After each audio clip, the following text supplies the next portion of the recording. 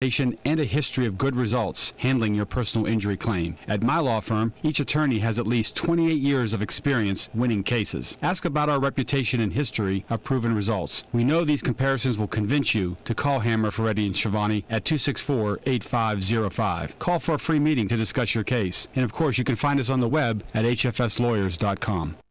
With 4 new car dealerships and 4 used car dealerships in 3 states, Parsons is the largest used car and fastest growing new car dealer in the tri-state area. Take Parsons Ford with huge savings on hundreds of new Fords, financing from 0%, Parsons' goal of financing for all, and Parsons' famous above-market trade-in allowances that help make Parsons #1 for used cars, too. See why so many won't buy anywhere but Parsons Ford in Martinsburg. We became #1 by making you #1 first. Parsons.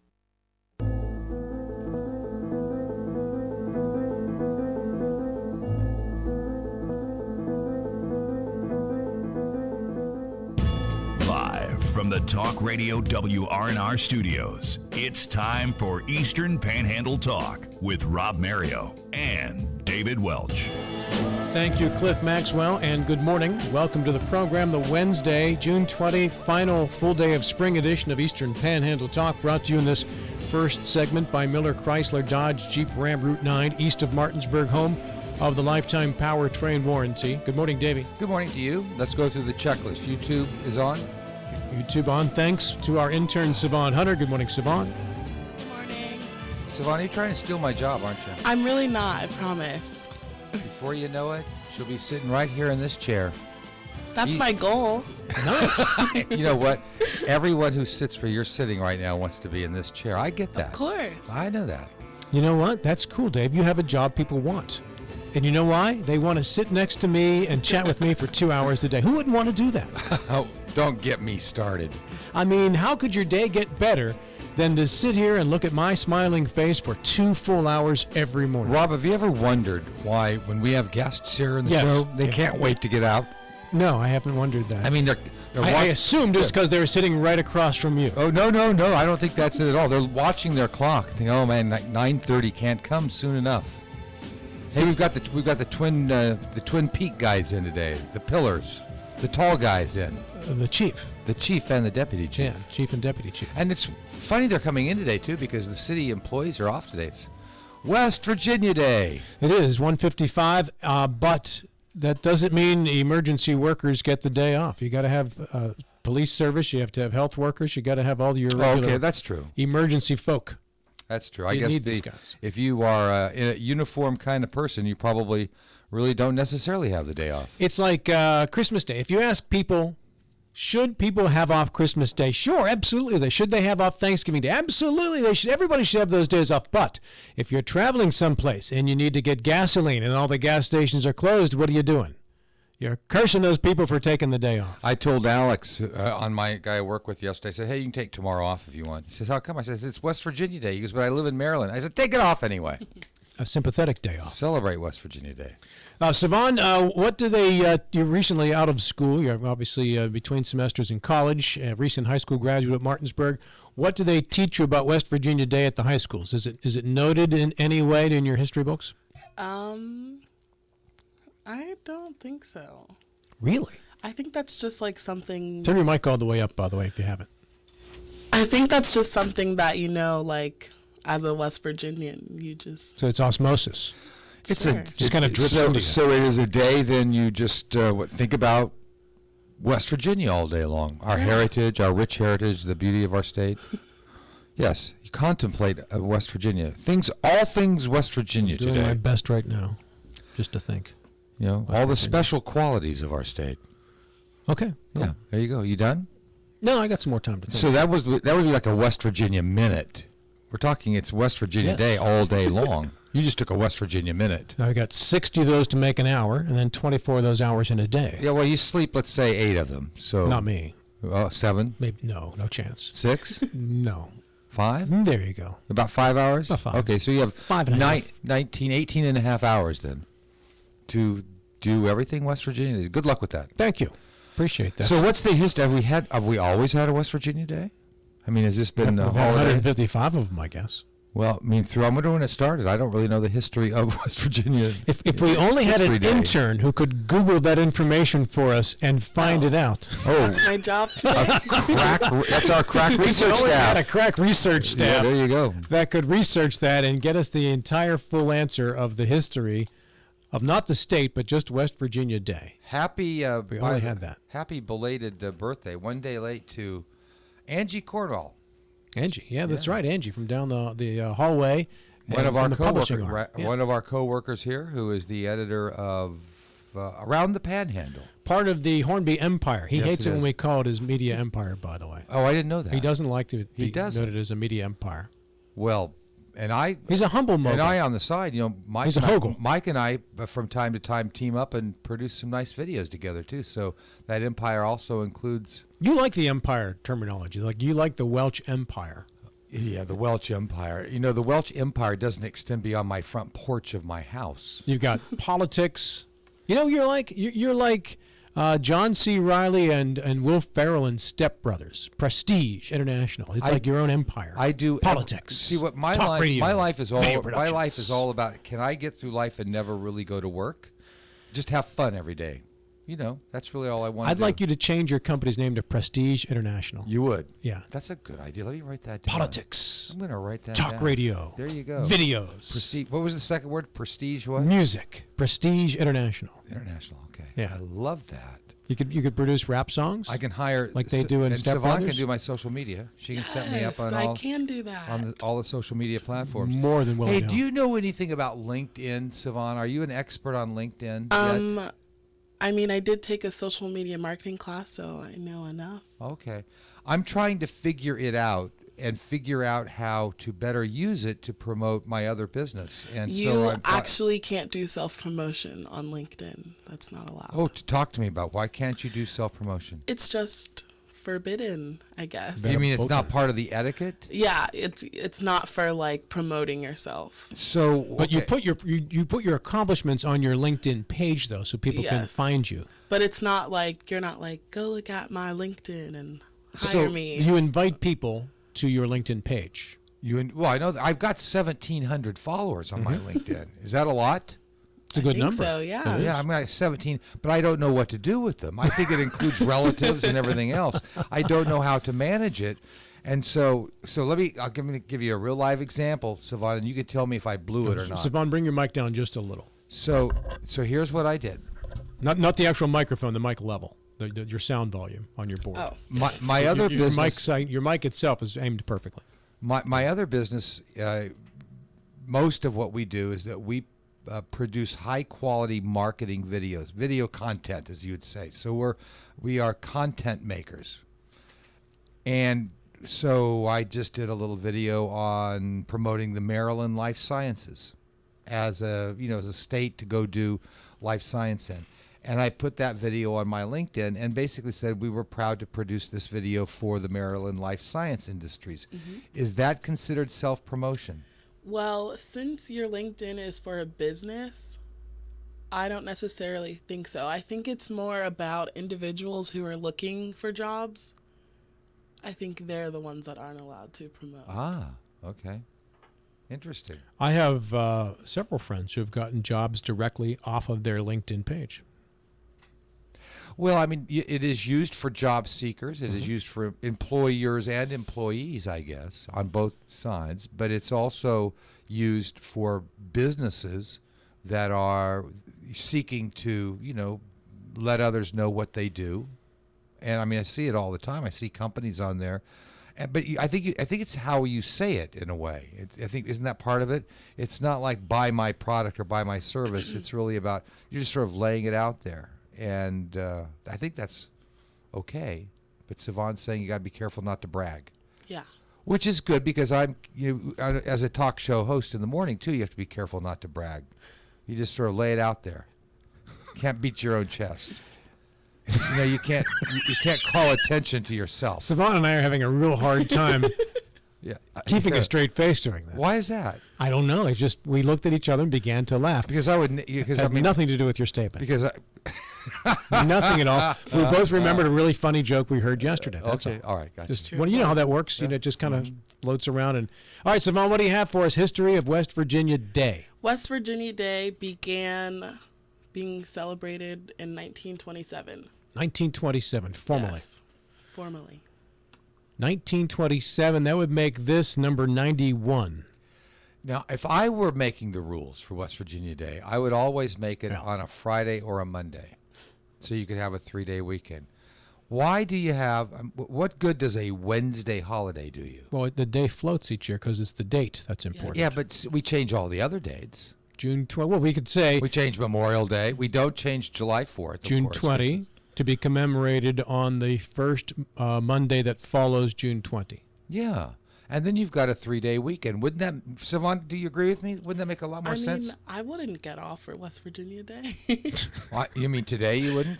No, you wouldn't. In the entertainment and health field, you'd be working today. It doesn't affect Emergency Really, services. I think the only ones who, I don't think private businesses close today. I think it's just government, city and state employees who get the day off, I think. Now, here's The the banks question. aren't closed today, are they? No. If you were to survey, let's say a cross section of what's a good survey number to get a true reading, Dave? And you've been in the political business. What do they usually minimize it at? What do you mean? How big of a sample Margin of needs to error. be? What's a safe margin of error? 3 to 5. So 3 to 5 is your margin of error. Yeah. And that would be from surveying how many people? About 500. Okay, so we survey 500 people across the country. What percentage of them would say that? You have a slightly higher margin of error at 500 across the country. Probably have maybe a 6-7%, but that's okay. You want to do 1,000? Yeah, I don't. Nobody in West Virginia can be surveyed for this. Okay. Has to be outside the state. Every state but West Virginia. How many people know that West Virginia is a separate state from Virginia in the year 2018? No, not many people know that. So what would you say your over-under on that would be, Savon, in terms of percentage of people across the country realize that, and maybe we exclude border states too, because they would know, but what do you think the percentage across the country would be? I'd say like 65. 65 would know that it's a Yes. separate state. Dave, what do you think? Hopefully. That's probably I would say slightly higher. I'm going to give America a little bit more credit than that. I think most of them have gone to the 5th grade and have learned about the states in the 5th grade and know that West Virginia is a separate state. They may not know a lot of details, but I think that they probably know, and they've all heard John Denver's song. So, But how many people think it's Western Virginia? I think a lot Yeah. do. I wouldn't say a majority. I have met so many people Go ahead, Savon. that don't know that West Virginia is an actual state. So most of them probably that live in California. True story. My niece, my niece comes out from California first time many years ago. We picked my brother and sister-in-law and her up at the airport, and she looks at my license plates and she says, "Uncle David, how come your license plate says West Virginia?" I said, "Well, that's the state I live in." And she says, "Oh, you mean it's a separate?" She looks at her dad and says, "Why don't we have a license plate that says Southern California?" Mm-hmm. And we had to explain to her that West Virginia was a separate state. Here's the key. She was, at the time, a high school teacher in Orange County, Oh my California. goodness. It doesn't speak too well. Now, that wasn't her topic. History and states weren't her topic. She was a Spanish teacher. But still, I mean, she was a master's degree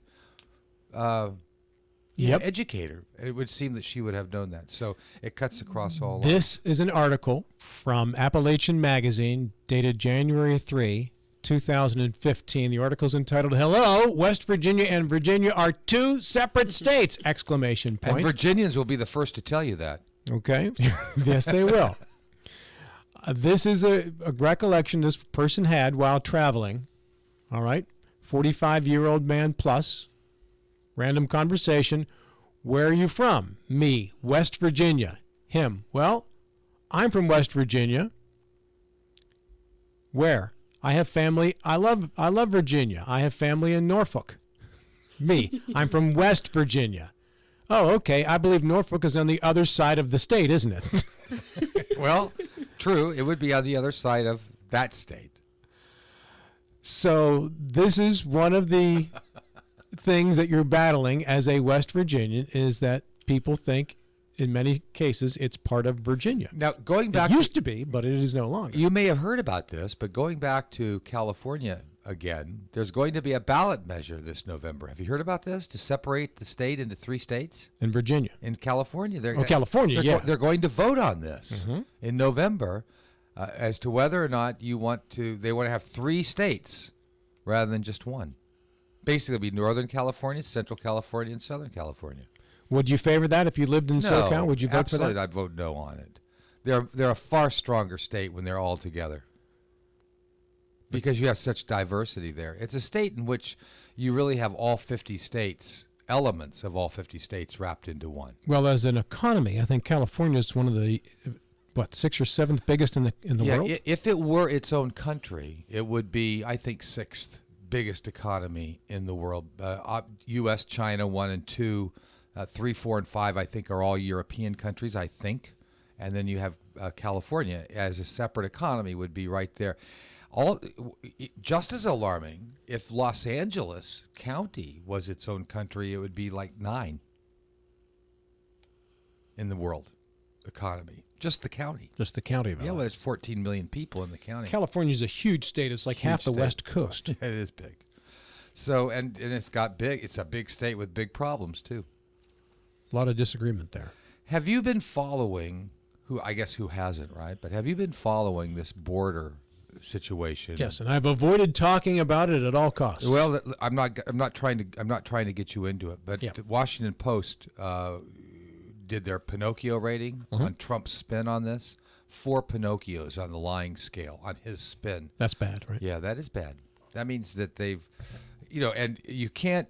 When the Washington Post does a Pinocchio article, they do Pinocchios on Democrats too. Just so you know, even though it's a liberal, newspaper, they do Pinocchio ratings on both sides. So there you go. There's on the Trump spin on the immigration situation, the border situation with kids, and saying that it's all the Democrats' fault and not his fault and whatever.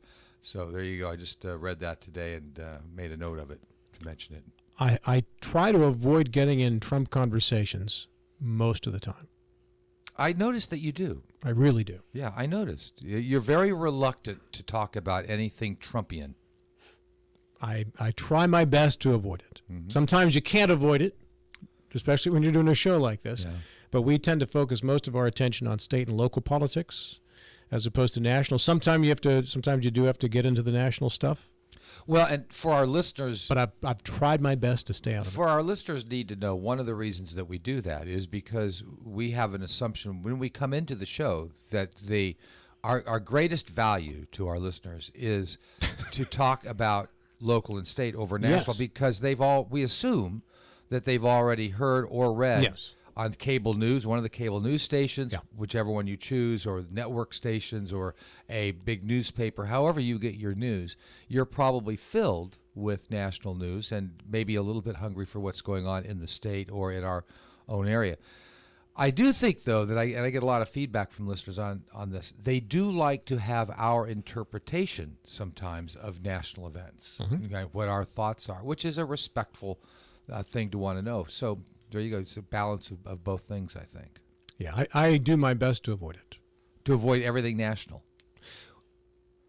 Because the typical listener to this program is fairly politically aware, and as you said, has got most of their national political news already by the time they've come here, or they're going to get it next from Glenn Beck or who's next after us, or as they go along, or whatever TV station that they watch when they're getting news from television or whatever websites. So, to me, what are they not getting nationally? And that's state and local news. So that's why we try to really bore into that and get into detail with that stuff. When we get into national news, oftentimes it would be through the lens of a political campaign that's going on in West Virginia. For example, we're going to talk between now and November, I would imagine, a lot about national news, but we'll do that a lot through the Morrissey and Manchin campaigns. Yes. Because they're campaigning, by and large, on things that are of national interest, both state and national interest. So yesterday when I mentioned that Joe Manchin has signed on to the bill that would prohibit families being taken apart at the border, that's a national news story, but it's through the lens of our own U.S. Senator Joe Manchin And now it will be interesting to see what position Pat Morrissey might take on that, because those kinds of issues, especially huge issues like immigration, will define in many ways the winners and losers. What position you take will define the winners and losers of these big national races. I think that something that is affecting lives locally that we saw yesterday has brought about some emotional response would be the fire fee. And if that fee is tripled, for instance, I was yesterday on Facebook reading some posts by some of our listeners who talked about going to the meeting and really, I guess, not hold anything back, giving it to the elected officials if they plan on raising this fire fee. Now, we did our best to get a guest this morning. I'm not going to mention names. I threw a name out yesterday, but I'm not going to mention any names today. I invited somebody onto the program to talk about a paid firefighting force. That person said, in regards to this topic, they need to check with somebody else. They then got back to me and said, I will not be appearing on the program. Oh, really? So clearly, this is an issue that the elected officials in our community understand is hot, and they understand it clearly. So we're not talking with a guest this morning that normally would be here when asked to be here because of the heat of this issue, for lack of a better way of putting it. Well, that was very well said. Let me tell you what my experience was yesterday after the show. Went to my other job, went home last night, and my daughter and wife, both there, and we got into this discussion because it had been talked about on the radio. They were curious about what my thoughts were on the fire fee. Mm-hmm. Debbie and Laura completely against it. If it's on the ballot, it's a no vote. If they don't put it on the ballot, they're going to be angry about it. Absolutely not going to pay. Why not? Why will they not pay more for paid firefighters? Because I think it falls into the whole category. I'm tired of being nickel and dimed. I pay this fee and I pay that fee and I pay this fee and I pay that fee. And my wife brought up a point, and I pay insurance. I pay a lot of money in home insurance, she said. My house burns down, my insurance company's going to build me a new one. Well, I mean, that's their position. That's probably not the best reason to not have a firefighter show up, though. No. But from her perspective, I'm not going to defend her. Her perspective, though, is I'm just tired of paying all these fees. Oh, I get that. And so then Laura had an idea, which wasn't bad. Why don't you just take all of this into one, rather than nickel and dime me, take all of this into one, whatever you need, into one big fee, and then disperse it out. You need paid this, paid that, paid everything. Just put it into one bill, if you will, and well, let me tell you this. That way. So I remain undecided because I like the idea of a top-notch professional fire department. I think I like that idea. I'm just waiting for reasons not to think that's a good idea. Of having low taxes is that you do get levies and fees. That's the trade-off for low taxes. And we do have low many taxes. Communities. I don't care what anyone says. Compared to everyone else around us, and I've said this a million times, we have in the Eastern Panhandle low property taxes. Where I live, in a substantial impact fee that's slapped on the purchase of the price of a new home. Because as we know, you do the math, new homeowners do not pay enough in real estate taxes to make up for the cost of services that they consume. So an impact fee is slapped on there. Some of that money goes to the library, some of it goes to the school, some of it goes to emergency services. I don't pay an ambulance or a fire fee where I live, but my taxes are a lot higher. A lot higher. So you take one, you give the other. Yeah. It's 8:31. Our news break is coming up next. And then the great Jeanne Mozier. Turn her heart of gold to steel. CBS News Update. Don't you have kids, Mr. President? Members of the House Hispanic Caucus confronting President Trump over his family separation policy as he left a meeting with GOP lawmakers pushing competing immigration bills. Political correspondent Ed O'Keefe. During his meeting with House Republicans, the president said he's behind them 1,000%. He urged them to hold the votes on immigration legislation that they're set to hold on Thursday, but didn't endorse either of the two competing plans. Maine Republican Susan Collins hosts a meeting of bipartisan senators today amid a new outcry over detention centers for immigrant children aged 4 and under. CBS's Vicki Barker. Lawyers and medical providers who have visited 3 such Rio Grande Valley facilities describe playrooms filled with crying preschoolers. And Houston Mayor Sylvester Turner's objecting to government plans to open a 4th so-called tender age shelter in Houston. There comes a time when Americans have to say to those higher than ourselves, this is wrong. CBS News. Now your local news from Talk Radio WRNR. It'll be a year and a half in jail for stealing and then selling a firearm across state lines.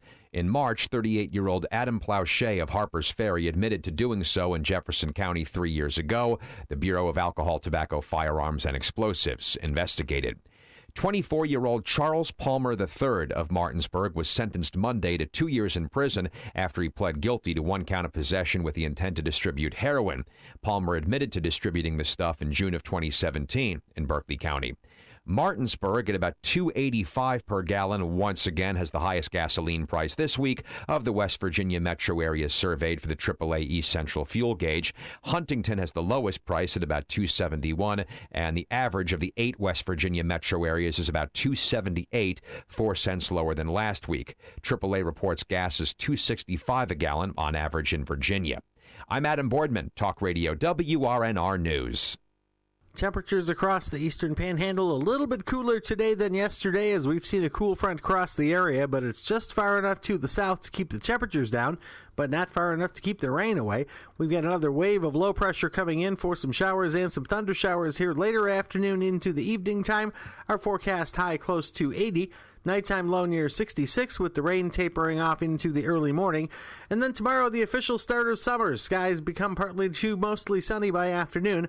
Highs in the lower 80s. A new shot at showers and thunder showers on Friday. I'm Bob Kukin, Talk Radio WRNR. It's that time of year for loud bangs. No, not just thunderstorms, but fireworks. The city of Martinsburg reminds you that even though West Virginia State Code permits the sale of fireworks, discharging them within city limits is prohibited. And this Martinsburg City Ordinance is in force all year long. Set off fireworks within the city of Martinsburg and you're risking a fine of $500, 30 days in jail, or both. Don't risk it. The discharge of fireworks within city limits is against the law. If you see or hear fireworks being discharged, call the Martinsburg Police Department at 304-264-2100. That's 304-264-2100. Remember, it's against the law to set off fireworks in the city of Martinsburg today and every day. This message paid for by the city of Martinsburg. Little League All-Star Baseball. 2-ball, 2-strike delivery. High bouncer over the head of the pitcher. Off the glove of the shortstop. Carries out into right center field, and that will allow a run to score. The West Virginia District 6 Area 1 10 to 12-year-old All-Star Tournament begins on Friday with the host South Berkeley All-Stars taking on the Martinsburg All-Stars. Friday's first pitch is at 6, our pregame 5:45 p.m. on Talk Radio WRNR, your local leader in talk, news, sports. Hi, honey. Where are you? I've been in line at the post office for the last 30 minutes. Why are you at the post office?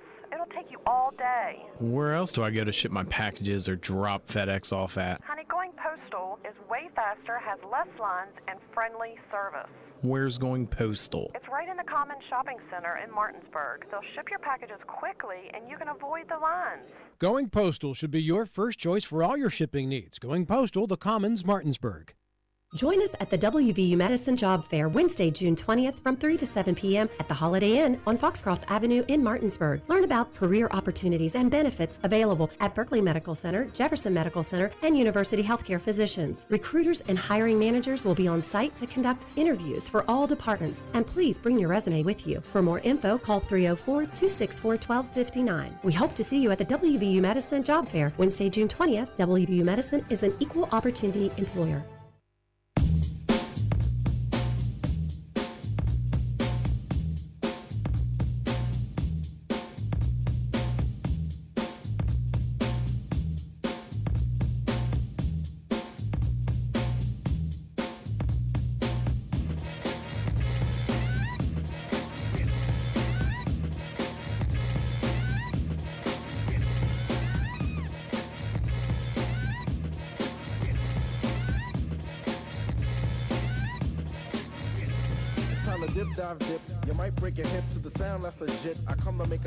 Hey, welcome back to the program, Eastern Panhandle Talk with Rob and Dave, brought to you in this hour by the bank. of Charlestown. We simplify your financial life. Member FDIC, equal housing lender at 837-304-263-6540 and 304-263-6586, our telephone numbers. If you'd like to be a part of the program, you can catch the program live on FM 106.5 and AM 740, online at talkradiowrnr.com, and on your mobile device on our Talk Radio WRNR app, which you can download from your favorite app store. Also, it just goes on and on and on. David and I, our goal of one day actually infiltrating your brain and living there continues and progresses along this morning as And we giving you no reason not to listen or watch this show. watch the show live Ever. between 8 and 10 on Comcast Cable TV Channel 10 in Berkeley and in Jefferson County. And if you missed that, you can catch the replay on YouTube about noon each day by going to youtube.com and just hitting WRNR TV. And if you follow the show on YouTube, you will get an email, I think, that tells you, hey, the show's posted. You can watch it now. And if you haven't had enough, on Saturday morning, between you 8 and can 9. get up in the morning at 8 o'clock and listen to the best of Rob and Dave. Our goal is to make you so sick of us. And I think we do a pretty darn good job of that. Usually just by being here. Yeah. We don't even really try that hard. Well, we kind of do. We make it look easy. Bring in our next guest. And Dave, before we bring her in, let me just say that you, as a former Bath councilman, she's the reason I ran. Right? You, as a former Bath councilman, have extensive experience in dealing with a constituency that can be quite demanding at times, I would say. Well, yeah, some of them, Right? yeah, and some of the most demanding people don't even live in the town of Bath. Right. But yet at least still, that's my memory. That's been a long time ago. Still would attempt to exert influence over No your doubt. votes. No doubt. Pull the friendship car whenever she could. Whenever she could. Break that out and just spank you over the head with it from time to time. Ladies and gentlemen, our next guest is Ivy League educated, CIA indoctrinated, and Morgan County marinated Jeanne Mozier. Jeanne, how are you? I'm just fine, and it's always a pleasure to be here with you guys. In studio. This is unusual to have you in studio. No, I'm so early. I'm trying to think about, I was trying to think this morning, how long have I known Jeanne? And I don't exactly know, but I do know this, that I'm 65 years old, and I know that you were at my 40th birthday party out at the, wherever that place was. Where was that place? Where did you celebrate your 40th? The resort outside of... Cool Font. Cool Font, Oh, yeah. yes, Cool Font. The Everybody former, remembers Cool yeah, Font. Cool Font, yeah. Yeah, I would say... You have my 40th birthday party, so that's at least 25 years Oh, yeah, right there. it was sometime in the early 90s, if Yeah. not 1990. Yeah. Because, when I was looking through my notes and stuff from the Senate campaign in 1990, there's this note saying, contact this person, David Welch. He's a master of mass mailings. That was a Rhode Island Direct campaign. mailing. That was a Rhode Island campaign, Yes, too. it was. And then you wrote a book about it. Yeah. Back in the days when we had Republicans like Claudine Schneider, how many of those left? None. They're somewhere, but they're not in Congress anymore. No, yeah, right. They're left Yeah, behind. they host radio talk shows. That's right, our own movie theaters or something. Speaking of owning movie theaters, there's a notice that went out yesterday, Jeanne. You are selling the Star Theater. We are. An iconic place in Berkeley Springs. Yes, it's been 40 years that Jack and I have been doing this every weekend, and we feel it's getting about time that we have to retire. Surprisingly enough, it does have a physical component to it, doing this every weekend. I mean, it really is. And as one who has lived there and watched you guys work, it is hard work what you do every weekend. It is, and we have been doing it every week. I mean, we do it ourselves, which is sort of one of the issues with trying to sell it, is that somehow people think they're going to do it the same way we do, and it's like, I don't think so. I mean, we had other jobs, and Debbie and I were talking last weekend about if we were to ever sell our house, because it looks beautiful. We have like a dozen gardens, and they're all nicely weeded and mulched, and they look great, and it's fabulous. The grounds look great right now. And we were laughing about how someone come in and say, "Oh, honey, I would love to buy this house because I just love the way they've done it." They have no idea the hours I put into that yard to make it look like that because I do everything myself. Exactly. So we're hoping that somehow it will, the Star will find its next owner. I mean, this is a building where movies have been shown for 90 years. Wow. The old style theater. And before there was sound. We're only the third owners. No in way. 90 years. That's amazing. Which is really amazing. So people need to understand this is a pretty rare opportunity to own this property. Rob, back in the old days, and there was a season of my life that I lived right in the town of Bath, and I could, walk 3 or 4 minute walk down to the theater. And the Jeanne back in those days would get out with a microphone on the stage for years. Yes. And she would, introduce the movie, which is sort of an old-fashioned thing. It went right in with the real buttered popcorn and everything else she did. She'd introduce the movie, but her primary purpose was to tell the kids that they had to behave.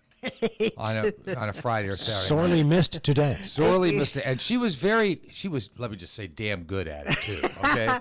Well, I don't need to do it anymore. It's sort of built into their DNA. Because their parents have told them, right? And grandparents. And grandparents. So they know. So one of our favorite family stories is Pete, who is now 29 years old. This is about 20 years ago. He would have been 9-ish, and 8 or I think it was probably 9. And he and his buddy, Forrest, got to walk down to the movie theater to see a movie by themselves without parents. And he was another kid in the neighborhood. And so when they left, I called Jeanne down and said, "Hey, Pete's coming down, and I just want to let you know that he's going to be, won't have a parent with him, but just, keep an eye on him." How old was Pete? About 9. About 9, okay. Yeah. And so Pete and Forrest are sitting in the theater, and Jeanne gets up to do her thing before, and she goes, "I want you all to behave," and does her Jeanne thing there, and looks at Pete right in the middle of the audience and says, "And Pete Welch, that goes for you too, because I have your dad's phone number." And I don't think that kid peeped the whole movie. And it's, it's exciting for parents to be able to know they can drop their kids off at the movies and they'll be safe. I think that's sort of a very prime thing. And of course, we've had all these comments now from people, "Oh, I used to go there every weekend when I was a teenager and all my memories." And so hopefully there are people out there who want to keep the theater going and are interested in this business. Have you set an asking price, Jeanne? We have. Our price is $350,000 or best offer if we get in a bidding war. Well, you got to understand that includes the building, right. Bob, and that's Real prime. estate. That's prime real It estate is right prime there real in the estate. middle of the town of Bath. I mean, it's next door to Terry's, which is Yep. one of probably the most popular restaurant in town. And it's a corner, and it's it's a brick building, and Is it a requirement that it stay a movie theater? no, although that's certainly what we're going to be seeking is somebody who's going to keep the business going. Otherwise, if it comes to the point where that can't happen, we'll just strip all the equipment and everything out of there and sell it as real estate. How has, from a theater owner's perspective, how has the business changed over the years that you've owned it? And you said you've owned it 40 years? 40 years. Well, you don't have the flame in the projector anymore. Yeah, that would be a big one. That would be one thing, Rob. And that definitely made Jack's life a lot easier. Yes, it did. I mean, we had used the old carbon arc projectors up until 2000. That's fact. amazing. And then we went and did a platter, which was some improvement, but the digital, of course, that's what happened to the entire industry in 2013, I think, that, the movie industry just said to all of its theaters, well, if you want to keep being a theater, you got to go digital. And that was, a $70,000 investment. Sure, I'll bet. Our one screen. So you can imagine what these multiplexes had to pay But it really does make life a whole lot easier. So Jack just has to go up and push a button, and boom, and he gets to sit and sleep through. Yeah, the movie. because so you went from literally the flame in the Right. projector to digital in 13 years. That in yes, itself is that's like going from horse and buggy to what Right. airplanes. you know? Right, and then that sort of changed the entire delivery mechanism, because I used to go to Washington every week. I remember that every week you'd to go. exchange the movies, and they came in these big giant metal cans, Big canisters, right? and they were on reels, and with the old projectors, with those carbon arc projectors, Jack had to be up there in the projection booth the whole time, because you had to switch back and forth between projectors every 20 minutes, because that's how long the reels were.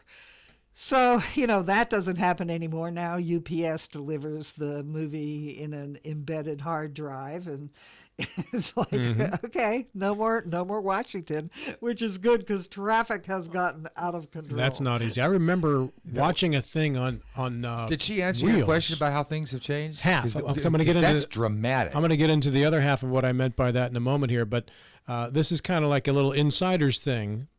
Back in the day of the projector and the canisters of film, I saw this thing where they said, how does the projectionist know when to change? Right. And they show there's a little, if you're not looking for it, you don't Little see dots. it. But once you see it, then you know the little circular dot that appears in the corner of the film gives you kind of like a warning. Right. And then I guess it gets a bit more close together, and then it's time to hit the other button now and get it going. So you need to stick in your rod and make sure that's lit, and then it was a switch back and forth. So it was a really required a great deal of attention and total presence, which isn't needed anymore. Now, in So that's regards good. to how the business has changed as to how a theater owner works with movie companies and profits from showing movies, can you explain a bit about that? Because that got a bit more complex.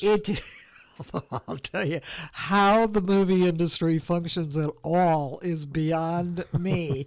They do the most bizarre things. So, and we're weird. Most movie theaters, having a single screen, single owner theater is extremely rare. There are probably not 200 of them in the country. Right. But when we grew up, that was the way it was. Right. So, I deal directly with the studios. Most of the studio salesmen deal with a booker who handles dozens of theaters.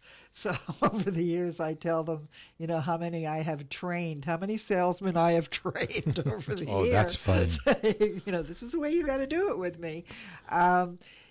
Probably the bigger shift, I would say, for movies came in the 80s when video appeared. And that really changed the model. And for us, what it changed the model was it accelerated the time when a movie would be available. And by video appearing, you mean home video. Yes. Right. Yeah. And things coming out on DVDs. And actually, at that time, they came out on video. So that was a big shift for us and accelerated things. After that, it's been, of course, the whole notion of so many opportunities for entertainment. How do you get people to come into the movies? But it seems like it's a human experience that people want to be in a theater with a lot of other people. Well, you have to price it right, too. Yes. And I guess everyone has their theory on why the Martinsburg Metroplex closed down a month or so ago. My theory is, and I just made this up, by the way, because I'm an intuitive, smart person. My theory is that the prices were too high for this market.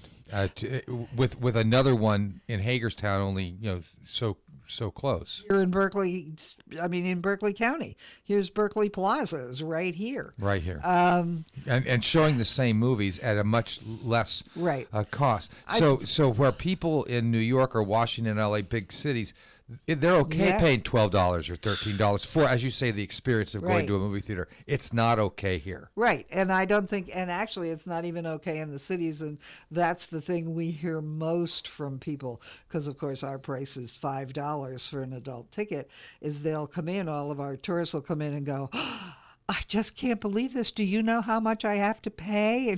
And you say yes. $5 doesn't buy you a medium popcorn. Oh, I know, and where they say go. that too. Oh, yeah. So I don't even understand how a family can go to the movies. I mean, what do you do if you've got 2 parents and 3 kids? Mhm. I mean, that's like $100 It is. to go to the movies. It's like going to a Nats or Orioles game. Well, how does the financial arrangement work between you and the film that you're going to show from the theater? What we, and it varies within the industry, because we are a little down the time scale in terms of showing the movies. We don't show them the weekend they come out. We pay a percentage of the gross, and it'll range from 35 to, say, 65. Depending on the movie. Depending on the movie, depending on the studio. Disney is the worst. I mean, they really... They take 65% of the gross? Yeah. Oh, my. Which is really substantial. Sure now, it when is. you're showing a first-run movie, it's much worse. They may take 90%. Wow. And then they require you to be committed to showing it for several weeks. No wonder the popcorn costs so exactly much. right. Exactly, because that's where they're making their money. And with a multiplex, what happens, of course, is you're going to take your movies and move them to smaller auditoriums down the line, because you're committed to having to show this thing for 3 weeks or 4 weeks, and it may be lessening its audience. I remember going to see the last Star Wars movie because I loved it. Yes. And I had waited for a variety of reasons. I didn't get there on the first night. It was like 6 weeks into it, and I finally went to see it on a Wednesday afternoon because it was going to go off. I needed to go see this movie. I was the only one in the theater. Yes. So they made 90% of my $7 Right. that day on that movie. Right. That $6.30 sent that stock price soaring. Exactly right. Right. And of course, one of the big shifts in when the technology changed to being not the carbon arcs anymore, that's when you were able to have multiplexes, because then you could have one projectionist running multiple things, and you didn't have to have one person in every projection booth. So that really changed the big industry, not us. We've always been outliers, you know. What you do in Berkeley Springs, though, is so much more important than just a movie theater. It is culturally woven into the DNA of this little tourist town in a way that I don't really have words for. And that's why I responded yesterday to your Facebook saying, no, this can't be true. Is the Tooth Fairy next? Jack and Jeanne not owning the Star just doesn't make sense to me. It's a very singular business. And it certainly has defined our position in the community, but also defined what I call the Renaissance of Berkeley Springs, which started absolutely 40 years ago Sure. when we got there, and we started the Arts Council, and it was like, here was a place that people could come, not necessarily just to see the movie, but to meet other people and to hang out. And our concession room, which we have set up like a living room, has always been a place where people would come and hang out. I mean, Phil Maggio used to live there every weekend. I mean, you open this theater up like 3 years after Woodstock. The Jefferson Airplane were still the top 10. I mean, I know. It's shocking. This was a couple of hippies moving into Morgan County, starting this business. This was a different world we lived in. That's then. right. And I sit here, and here I am looking so young, having done all this. So it's out there. It's available. It's for sale. People should contact me, Star at starwv.com.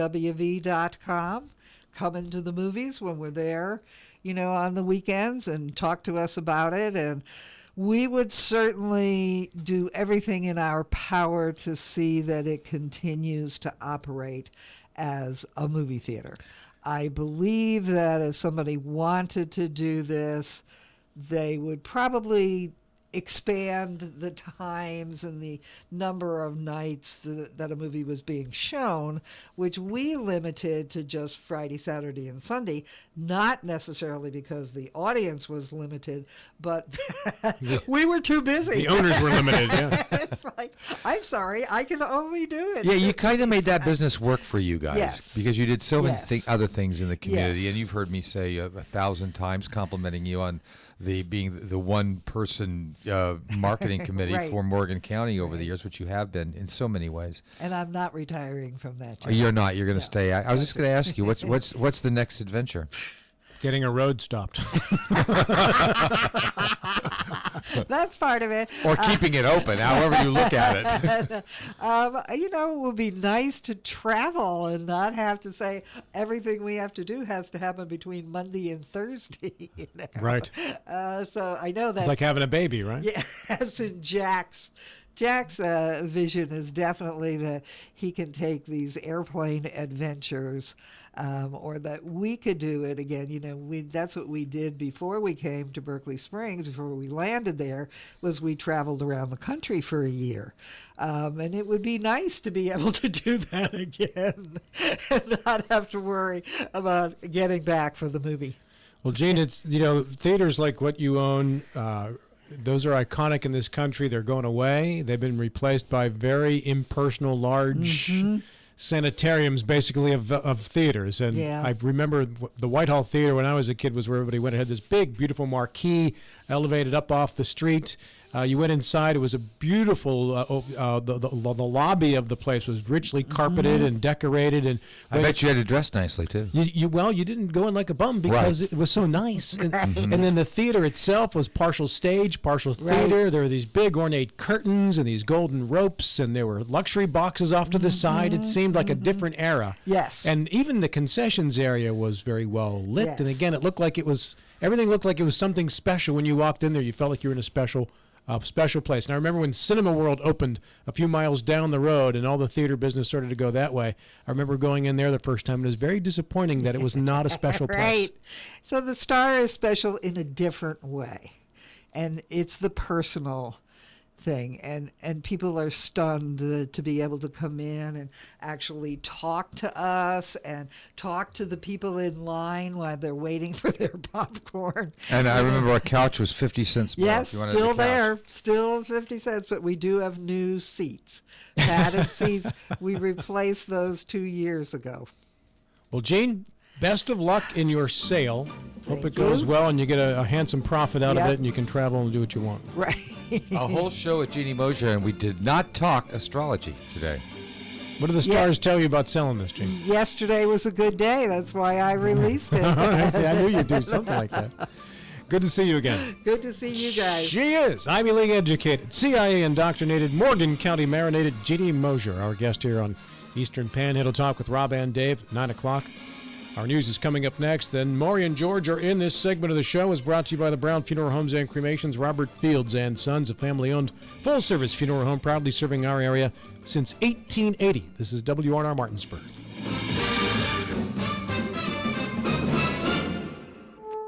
This is CBS News on the Hour, sponsored by Zoom Video Conferencing. I'm Deborah Rodriguez. New outrage over Trump administration border policy separating children from parents. A new report says some of those children are less than 4 years old. CBS's Hannah Doba. The Associated Press is reporting that babies and other young children who have been taken are sent to at least 3 so-called tender age shelters in South Texas. A 4th is planned in Houston.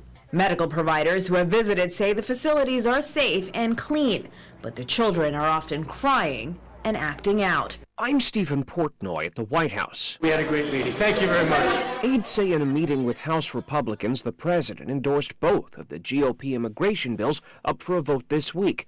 But it's not clear whether either of the overhaul measures has enough support to pass the House. And with staunch Democratic opposition, neither would get through the Senate. Republican Senate leaders say they're prepared to swiftly pass a standalone measure preventing the separation of families at the border. But Democrats say it's President Trump who could and should act to stop that. A meat supplier in northeastern Ohio is the latest business to be raided by federal immigration agents. 100 employees arrested at a Fresh Mark in Salem. Neighbor Don Little says he called Homeland Security a year ago to complain. We've got a president in office that's going to do something about it finally, and now some things are going to get done around here. Deja vu for many Texans, flooded out after more than a foot of rain fell in parts of the state this week. CBS's Courtney Zabowski is along the Gulf Coast. In Corpus Christi, the fire department was spread across the city and helping drivers to get out of their cars. Many of them had to abandon their cars. A new report finds hundreds of patients have died at a hospital in the UK from prescription drugs. Live to London and CBS's Vicky Barker. For years, families in southern Britain watched elderly relatives enter the Gosport War Memorial Hospital, sometimes just for rehabilitation or routine surgery, only to see their loved ones put on a terminal track, effectively drugged to death. 456 patients died through this excessive and wrong use of opioids. Bishop James Jones authored the independent report, which will now be shared with the police and government. Deborah? Canadian pot smokers might be sneaking an extra hit to celebrate. The country's Senate has approved legislation paving the way for legalized recreational use of marijuana. Activist Mark Boris San Maurice. Cannabis is a wonderful product that can be savored and enjoyed, just like wine and many other fine foods. And it's nice to see it finally find its place into the mainstream culture. S&P futures are up 8. This is CBS News. Zoom video conferencing, featuring video and audio clarity with screen sharing. Free accounts are available at zoom.us. That's zoom.us. Zoom video conferencing. Finding great candidates to hire can be like, well, trying to find a needle in a haystack. But not with ZipRecruiter, the smartest way to hire. ZipRecruiter doesn't depend on candidates finding you. Its powerful technology actively invites qualified candidates to apply to your job. So, while other companies might deliver a lot of hay, ZipRecruiter finds you, the needle in the haystack. Try ZipRecruiter now for free by going to ZipRecruiter.com/free. That's ZipRecruiter.com/free. ZipRecruiter, the smartest way to hire. ZipRecruiter posts your job to over 100 job boards with just one click, and then their smart matching technology finds the right candidates. Try it for free at ZipRecruiter.com/free. To prevent muscle cramps in your legs and feet, use TheraWorks Relief. This fast-acting foam is clinically proven to relieve leg and foot cramps. Get TheraWorks Relief today at select Walgreens, CVS, and Rite Aid pharmacies or TheraWorksRelief.com. Ask your pharmacist for TheraWorks Relief. Now your local news from Talk Radio WRNR. By next year, gas will have replaced diesel in EPTA's fleet. The Eastern Panhandle Transit Authority says they're using more than $500,000 in state funds to buy 5 gas-powered buses that'll be much easier to maintain than the diesel models they now have on the streets. Patrolman Brian Jarvis has been selected as the Martinsburg Police Department's Officer of the Month for June.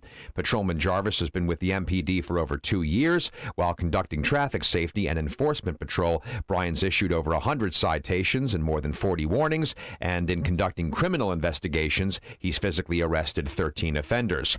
There'll be an active shooter preparedness course sponsored by Jefferson County Sheriff's Office, Local Emergency Planning Committee, and Chamber of Commerce over at the Summit Point Training Center on Friday, July 13th from 8 until 5. It is free, but you have to register by going to beconast.com. I'm Adam Boardman, Talk Radio WRNR News. Temperatures across the eastern panhandle a little bit cooler today than yesterday, as we've seen a cool front cross the area, but it's just far enough to the south to keep the temperatures down, but not far enough to keep the rain away. We've got another wave of low pressure coming in for some showers and some thunder showers here later afternoon into the evening time. Our forecast high close to 80. Nighttime low near 66 with the rain tapering off into the early morning. And then tomorrow, the official start of summer. Skies become partly to mostly sunny by afternoon. Highs in the lower 80s. A new shot at showers and thunder showers on Friday. I'm Bob Kukin, Talk Radio WRNR. The future doesn't wait. Why should you? Blue Ridge Community and Technical College offers over 50 degree and certificate programs in education, IT, culinary arts, engineering, and so much more. Small class sizes, flexible schedules with evening and online classes, with affordable tuition, plus financial aid is available to those who qualify. Now you can go to college. Visit us online at blueridgectc.edu. That's blueridgectc.edu. Stop waiting and enroll today. Burke, Schultz, Harmon, and Jenkinson, where accident, injury, and disability lawyers with over 120 years combined local trial experience. When injury or illness has stopped you from working, you may be eligible for Social Security disability. Ron Harmon has been winning disability claims for over a quarter of a century. Don't hire some out-of-state firm. Ron Harmon's in Martinsburg. He will meet with you right here in our office. Get a local lawyer you can trust. Call 304-LAWYERS for a free consultation. 304-LAWYERS or 304-263-0900. Talk Radio WRNR is keeping you informed with sportscasts throughout the day. Every half hour from 6 to 8 with Rob Mario. Then at the bottom of the hour from 12:30 to 4:30 with Matt Miller and Matt Crawford, who will then join you each weeknight at 5 p.m. for an in-depth look at sports on Miller Time. And don't forget the weekends with Mike Emery each Saturday and Sunday morning on your area home for local and regional sports news. Talk Radio WRNR, your local leader in talk news sports.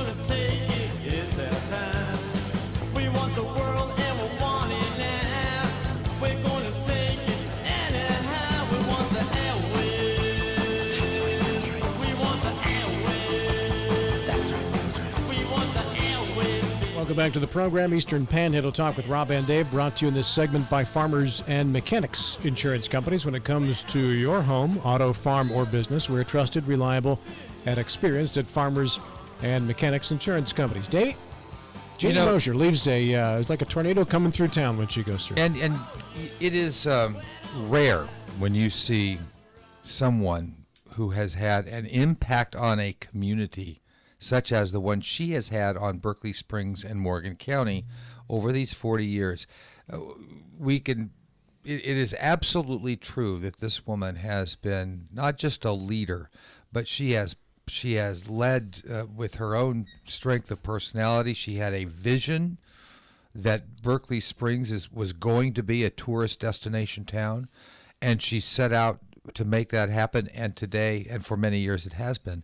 And it is due to that town is on the map in large part, in major league large part, because of one person's effort, and that's Jeanne Mozier. And everybody in that county owes her, whether they get mad at her from time to time or not, because she can be somewhat aggressive in pursuing her objectives. Mm-hmm. And I've seen that over the years. But the fact of the matter is that they all owe her, I think, a big thank you for what she's done. Think of the hotels, think of the restaurants, think of all of the small business owners. Those people sitting in those tables and going to the different stores is in large part because Jeanne Mozier brought people to Berkeley Springs to make that happen. Tremendous PR advocate for the town of Berkeley Springs. Yep. Every town needs a Jeanne. They just don't have one. 9:09. Let's say good morning to the Chief of Police in the city of Martinsburg, Maury Richards. Maury, good to see you. Good morning, Rob. Good morning, David. Good morning to you. And I got to tell you, we had a guest a few days ago that was in here, and you need to hire him to be your PR guy. Okay, who was that? It was... I'm blanking on. What were you talking about? When he was in talking about how much he loved Chief Richards, and I know who you mean. Get me that guy's name. I've got to think of what we're talking about. Yeah, what the subject matter. It was the one who had written the grant on Mr. Jonathan Bodwell. Jonathan, and if you're listening, Jonathan, I'm sorry I blanked out on your name, but I'm old and it happens sometimes. But boy, oh boy, was he talking about? He even said, Chief Richards is the kind of guy, when you look him in the eye, you know he's going to follow through and do something about it. So it doesn't get better than that, does it? It doesn't get better than that. I think you just blushed. Well, I think you did. I think you just blushed, Chief. So there you go. And you brought friends with you today. John. Where's George? Well, we've got George is resting up. He's a hard worker, nonstop. But I tell you what, George, it's like there's a hole. It's almost like a disturbance in the force without George here today, of course. So it took two of us to replace him. But it takes two to replace him. Well, that happens right. here. When I'm gone here, Rob will bring in two guys. Sometimes three. Yeah, sometimes three. Yeah, it's necessary. So let's say good morning to a few of our officers here. Lieutenant Scott Funkhouser. Good to see you again, Scott. Good morning. It's good to be here again. When I first met you, what rank were you? About 5 years ago. Probably sergeant. Sergeant. Okay, very good. And to your left, Patrolman First Class Paul Lehman, who may be skipping out of here at any second, I understand. Yes, absolutely. What's going on, man? It's a possibility. My wife right now, she's pregnant. Due date is tomorrow. So anytime. That's really anytime. pregnant. Anytime. Yeah. And you're going to have a boy. Yes. All right. Well, congratulations. Yeah. Thank you. Thank you. You have a name picked out? Don't have to say it. I'm just asking. If Yes, you we have a do. name picked out. Okay. I already have a name picked out. All right. You haven't announced it yet, though, right? Yes, it's been on the Facebook. Oh, really? So what's his name? Kason. Kason. Is that Kason? Kaison. Kaison. Would you call him Case or Casey or Kason? Baby K right now. Baby K. Baby K. So there's a lot of babies that have been born in that Martinsburg Police Department over the last couple of years.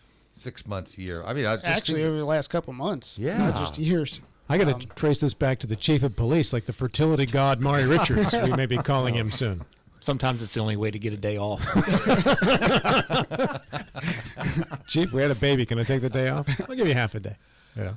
You guys did the police unity tour this year. Absolutely. Yeah. How many officers rode? In our chapter, there was about 100. We had 3 from our department, but across the country, there was about 2,400 across the country. Who was your third? Corporal Steven Strickler. I think he's done all these with you, haven't he? Yes, he's been one of the original ones. And you're an original too, aren't you, Yes. Scott? Right? Yeah, okay. I think this was the 7th year that we've done it. Is it always the exact same route? For the most part, yes. We start in Richmond, Virginia. Day 1 takes us from Richmond to Charlottesville. It's 98 miles. Day 2 goes from Charlottesville to Warrenton. It's about 78 miles. And then day 3 is Warrenton to D.C. It's about 55 miles. So about 230 miles over 3 days. We could do that, Rob, you and me. In a car. Yeah, in a car. Each officer rides in the name of a fallen officer. Yes. Who did you ride for this year? I rode for Officer Jamie Cox out of Rockford, Illinois, whose end of watch was on November 5th, 2017. He made a traffic stop about 1 o'clock in the morning. Not sure what exactly happened, but he radioed for help. The vehicle took off, dragged Officer Cox about 2 blocks. When other officers arrived on scene, they found Officer Cox beside the vehicle, and the driver, Officer Cox, was able to shoot and kill him, but Officer Cox was taken to the hospital and succumbed to his injuries later that night. Goodness. Paul, who did you ride for?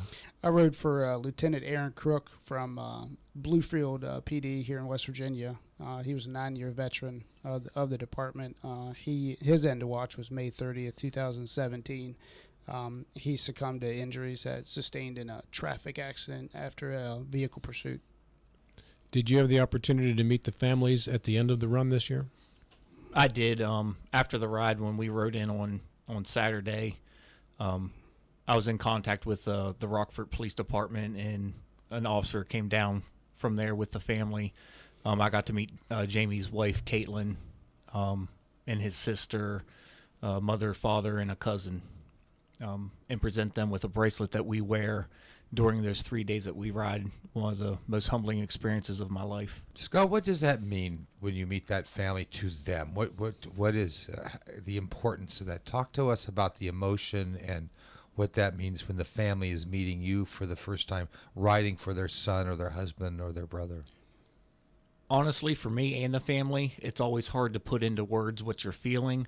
They always say, thank you is not enough for, what you did. Just remembering and honoring, our son, our husband, our sister, mother, daughter, whatever, the relationship is words just can't put into how grateful that they are, seemingly just doing a thing like riding a bicycle for 3 days. But I mean, that connection that you have, is that a connection that you'll have for after this, do you think, with that family? Is that, or in the past when you've made that connection with the family, is that a family that you keep in touch with in some cases? For over the 7 years, some families I have have kept in contact with. Other families, it just didn't work out. Everybody's grieving process is different, and Yeah, I haven't been able to keep in touch with some of the other ones. I actually haven't been able to present the bracelet to some of the families. I've had to mail them to the departments after the fact or something like that. I haven't actually met the families, but it is always a great experience to actually meet the families and present that bracelet in person. I'll throw this question out to either one of you or both of you, because I think, and you might probably get asked this a lot, but I'll ask it again. Why do you do this? Out of honor and respect for the fallen officer. That's why I do it. Yeah, they're our brothers and sisters, and just to be able to remember them and honor them in some way, it's just our way of honoring them. When you it seems every week somewhere in the country there is a fallen officer. There's news reported. In this culture that we live in today, sometimes they can range from a traffic accident that occurs to actually, in some cases, just being murdered by some evil people. That happens all around the country. When a fallen officer goes down, is that, regardless of where it is, it doesn't take a bike ride to feel that, does it? I mean, it's a reminder of the work that you do can be dangerous. Absolutely. Just recently, I think it was in North Carolina, 2 officers were just walking down the street on, walking patrol, and somebody popped out from behind the bushes as they were walking away from them and fired off a couple rounds, hit one of the officers. Luckily, he was wearing a vest, and, it took the brunt of the force, but, not even coming in contact with somebody, just somebody popping out from behind the bushes and firing off a couple rounds at police officers just because they're police officers. Paul, was this your first ride? This is actually my second year riding. Second year doing it? What did you think of the ride the first time compared to the second time? Well, the second time was a lot sunnier. Last year, it was the second and third day was nothing but rain. I remember the chief talking about that. He went on that ride last year. I think that's why he didn't go this year. I'm thinking that's the same reason. I'm not doing that again. I didn't mention that, but I'm thinking there might have played into that somehow. So George wasn't beside you holding the umbrella for the entire ride? I talked the ride up and said how awesome it was going to be, and it was 40 degrees and rain, and the chief was like, "What is awesome about this?" That was a tough one. It was definitely more sunny. You got to see more of the terrain that we ride in. I think this year, even though we didn't get to train a whole lot more because of the weather that we had around here due to rain, I think I was a little bit more prepared for what was about to come. There is a moment when I know from years past, as you go through some of the little towns, some of the schools, if they're still in session, empty out, and the kids come out and they're waving flags or holding signs or whatever. Did you experience that again this year? We absolutely did, and that is one of the best parts about the ride. What town is that, Scott? Do you know off the top of your It's head? actually right after on day one when we leave Louisa, Virginia. Mm-hmm. We stop at a Baptist church down there. They feed us the best peanut butter and jelly sandwiches that you'll have. They're either the best peanut butter and jelly sandwiches or you're just hungry because you rode 55 miles. Could be it. But, about a half hour out of town, there's a elementary school that you ride by, and they actually block down the entire road so we can cross the street and give all the kids high fives, and it's just a great experience. That's awesome. What was that like the first time you saw that, Paul? Yeah, it hit your heart, and just to know that the kids are out there and they respect what you do. Mm-hmm.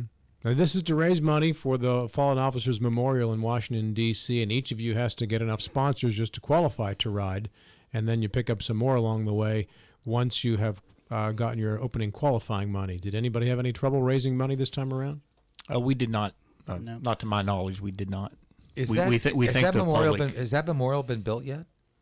Yeah, it was actually built back in the late 90s. Oh, okay, so it's something that's already there. Yes. Okay, gotcha. Yeah, it's the only memorial that I know of in D.C. that is actually a growing memorial. That new names are put on there every year. Most of the you don't want that memorials- to be growing either. No, most of the memorials, all the names are on there, but the law enforcement memorial is the only one in the D.C. area that always grows. Besides the firefighter. And where is that located? It's in Judiciary Square. Okay. In D.C. Okay, gotcha. I believe it's around like 5th and F Street. Okay. Know right where that is. Yeah, there's a metro stop right there. Yes, there is. I think some of the money is still going to the museum, isn't it? Yeah, they're also building a law enforcement museum that's actually opening in October of this year, dedicated to law enforcement and the history of it. And each officer that's been killed. I'm not sure the exact details, but they always say that every name on the wall has a story, and part of this museum is they will tell that story of that officer. Is this 7 or 8 of these you've now ridden in, Scott? I'm trying to think of the first year. I think the first year you guys did this was around 11, right? I think 2012. Was it 12? I'm not sure. Okay. I would have to go back and look at my records. Might be 7.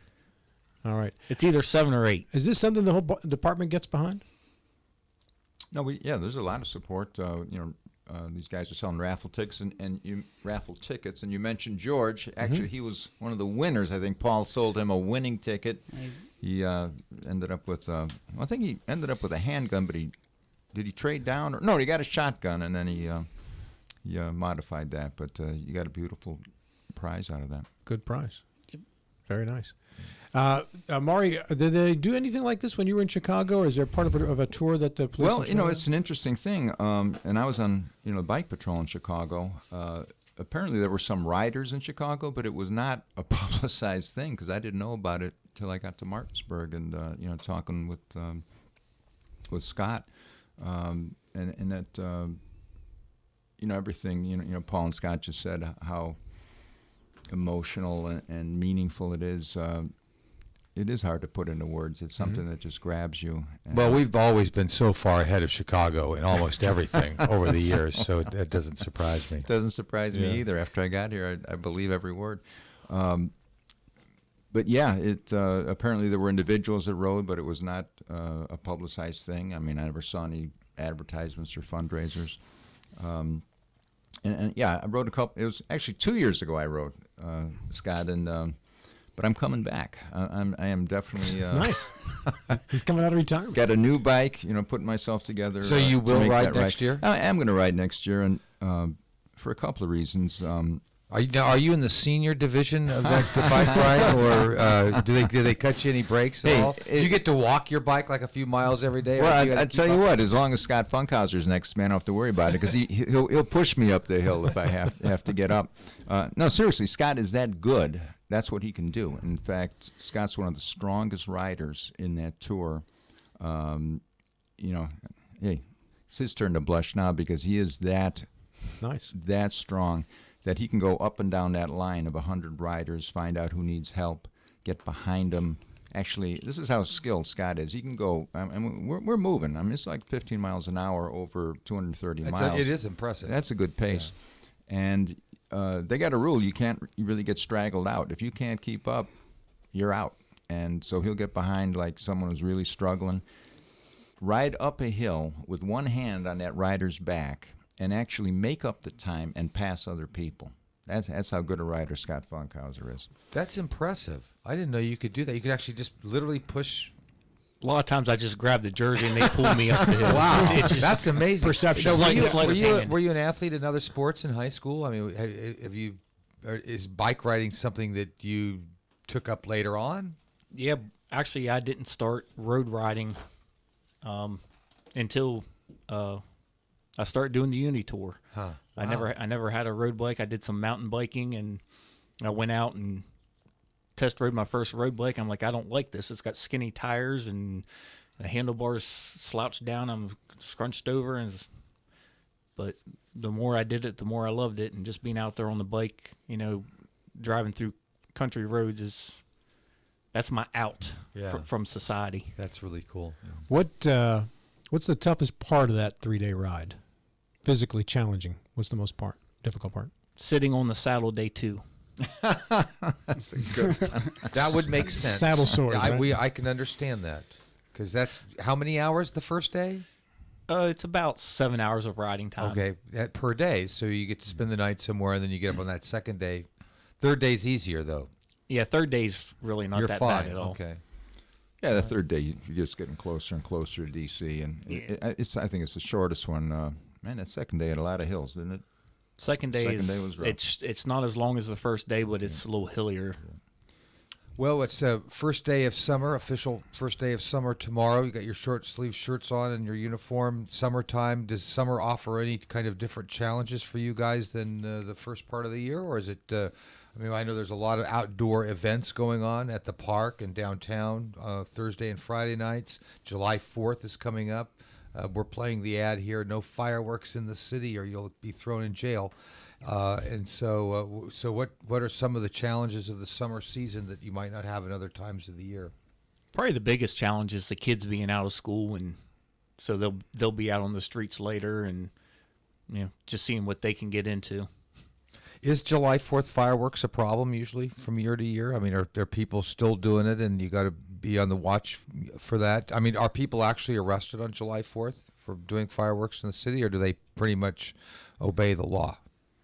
Well, I'll tell you, it's last year it was very good. The law changed in 2016 in terms of fireworks sales across the state. That it enabled people to sell all kinds of fireworks. Not just the stuff on the ground, but exploding stuff, rockets, and things like that. So that first year there was some confusion in 16, and everyone said, "Hey, if you can buy them, you can blow them off," and that's not the case, because in that state law there was also the provision that local governments, municipalities, can also regulate or prohibit the actual use of the fireworks. So that law stayed in place, and so there is a prohibition against blowing off any kind of, well, not any kind of fireworks. Sparklers and things on the ground are still legal, but setting the stuff off is prohibited. And last year we had very good compliance. I mean, the complaints were down tremendously. We got to thank our citizens for working with that. You said fireworks are legal. I'm sorry, sparklers are legal, not illegal. Did you say that?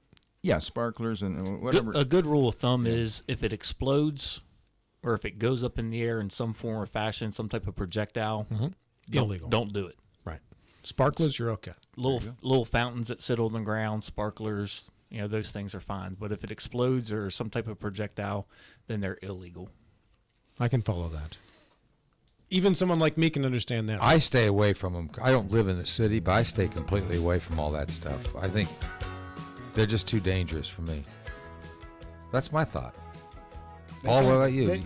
They can be dangerous. You look like a fireworks guy. I bet you set them on. Oh, I love them. I'd love to set. You like blowing things up, right? Yes. Okay. This segment of the program brought to you by the Washington Nationals. Your favorite Superfan section is back. K Street returns this Friday night. For just $39, you get your K card, exclusive K Street T-shirt, and cheer on the Nats from a field level seat as they take on the Phillies. Visit nationals.com to get your K Street tickets today. It's $9.29. Draw the curtains, I don't care, 'cause it's all right.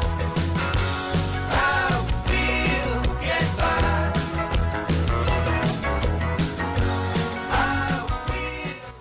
Life is complicated, but your finances shouldn't have to be. At BCT, we simplify your financial life. Bank of Charlestown is a locally owned community bank with 7 conveniently located offices serving the Eastern Panhandle of West Virginia, Middleburg, Virginia, and their newest office in Hagerstown, Maryland. With over 140 years of experience, BCT is the tri-state area's choice for fast, convenient, and hassle-free banking solutions. Whether you are a high school senior looking for a student checking account, a college graduate purchasing a new car, a first-time home buyer, or investing for retirement, BCT has flexible solutions to fit your lifestyle. BCT is committed to providing everyday ways to simplify your financial life. Also, make sure you are following BCT on Twitter and Instagram at MyBCT or like their Facebook page to see how BCT reinvests local deposits back into the communities they serve. BCT, we simplify your financial life. Member FDIC, Equal Housing Lender. When you do the same thing for 135 years, you learn to do it well. For 135 years, we've been helping families through the hardest times of their lives. That's because we're a family as well. When your family loses a loved one, we're here to help. We're Brown Funeral Home, In Martinsburg, Inwood, and Charlestown, Ranson. We're here when you need us. Since 1877, Farmers and Mechanics insurance companies have proudly supported our local community. Farmers and Mechanics has the insurance products to meet your needs, including home, auto, farm, dwelling fire, business owners, and umbrella coverage. Please contact your local independent agency for a review of your insurance needs and ask for a policy from the company that knows you best. Farmers and Mechanics Insurance Companies, just off Edwin Miller Boulevard on Administrative Drive in Martinsburg. FMIWV.com.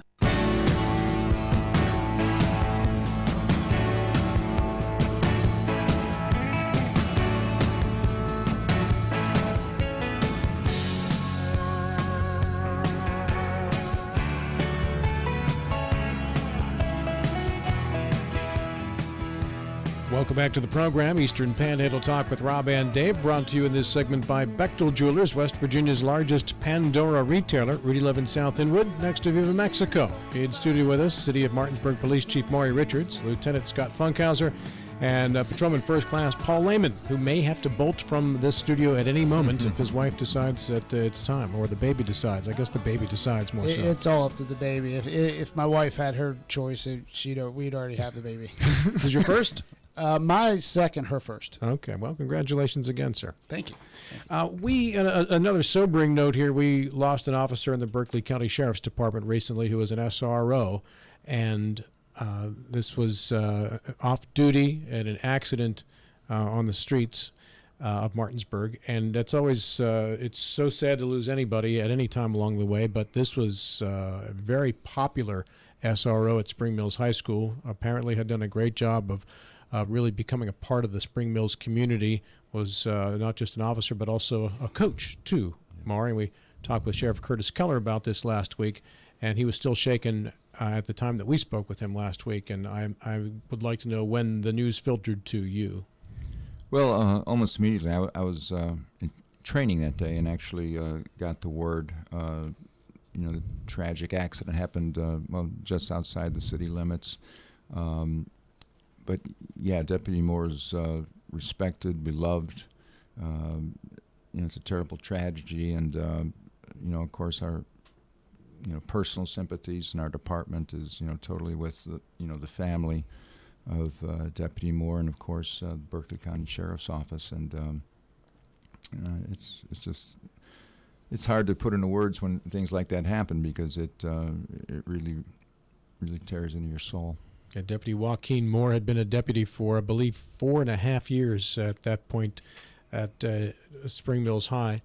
The SRO role has taken on so much more importance over the last couple of years as school shootings have risen, unfortunately, and become more known maybe than they were years ago. They get so much more news and publicity about them now. Does it take a special individual or a certain type of officer to excel at the SRO role? Yeah, I believe it does. It's not for everybody. You have to be a dedicated police officer, but you also have to be able to interact really well with people, especially young people. And I think it takes a certain gift. And the officers that are good at it, everyone knows about it, because the kids love them, parents love them. They have such an important impact on these young people, not only in emergency situations and security, but just mentoring them and becoming friends with them, and being trusted by them. It really is important in their development and future lives. You have SRO, I know, at Martinsburg High School. The police department does, because it's in the city limits, correct? Correct. Yeah. So do you have them at other schools too, or is it just at Martinsburg High School? No, it's Shane Eberhard.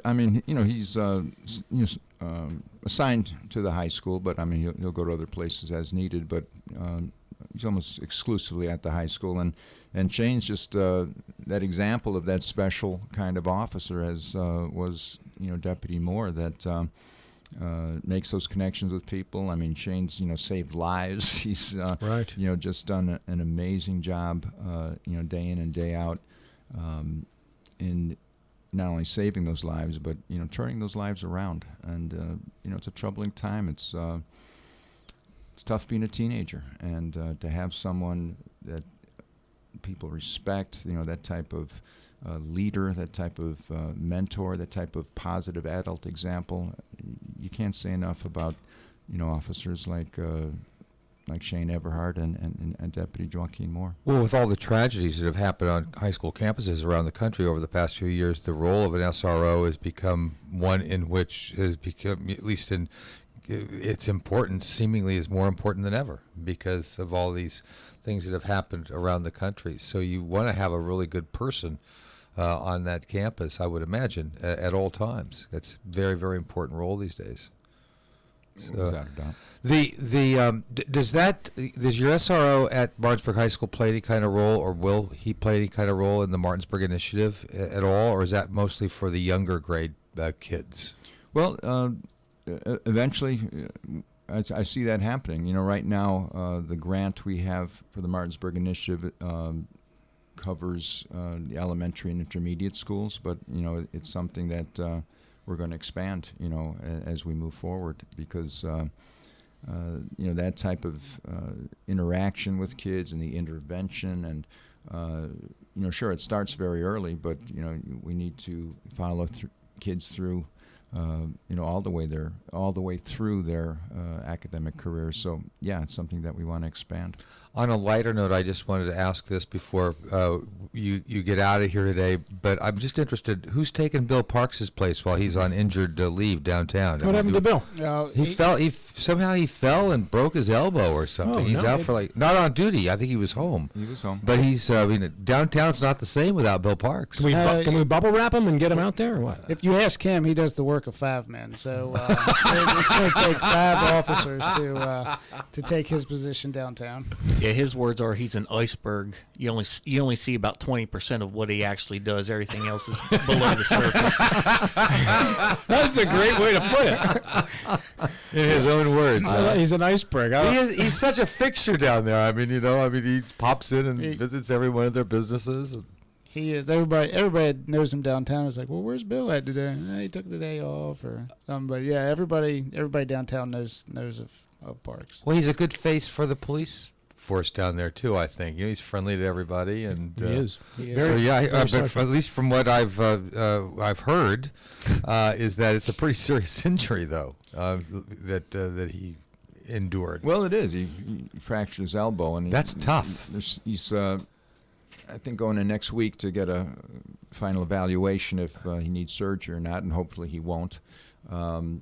But yeah, Bill is a friendly guy, but he's also a very effective police officer, and he takes care of a lot of business down there. Let's take a call right now on the WVU Medicine Jefferson Medical Center talk line. Tom is there. Tom, good morning. Thanks for calling in. Good morning to everybody, especially good morning to my fine PD officers and chief. Thank you, Tom. Thank you. I would like to say a thank you to the chief and to all of our police officers. It's being a lifelong citizen of Martinsburg, this is the greatest staff I've ever seen, and I feel we are blessed to have such gentlemen and ladies working for this force and protecting us. And anything you need, I'm there. Have a good day.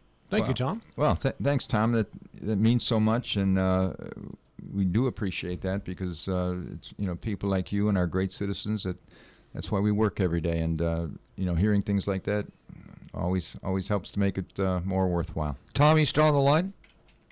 I think Tom hung up. Tom, that was a mic dropper, right? He did his take, and he boom, done. Okay. In our newsroom, our intern Savon Hunter just graduated from Martinsburg High a year ago, and I'd like to bring her in right now if we could, because she would, having experience there, had seen Shane Everhart, the officer there, on duty while he was interacting at the high school level. Savon, good morning again. Good morning. Yeah, tell us about the interactions with Officer Everhart, the SRO at Martinsburg High School, and how he's received by the students. I know a lot of people liked Officer Everhart. A lot of people always said, he was their favorite. He played basketball during lunch and stuff like that. Yeah, so he was always, talking to people and stuff like that. Actually, one time, I locked my keys in my car, and he actually got them out for me. So, he was the first person that I even thought to ask. So I think everyone like at the school knew who he was, knew that they could talk to him, and he was very like active. I also heard, Siobhan, that he sits down, has lunch with the kids almost Yeah, on a he daily does. basis, and I guess kids are fighting to see who gets to sit next to Shane, right? Yeah, he's a pretty cool guy, and I wouldn't think that anyone in the school would not know his name. That's awesome. That's really awesome. I mean, you know, there's 1,000 kids there, and he probably knows half their names, I would imagine. Yeah, he probably does. Do you think that Officer Everhart's relationship with the students at Martinsburg High affects their opinions of the police department or the police force?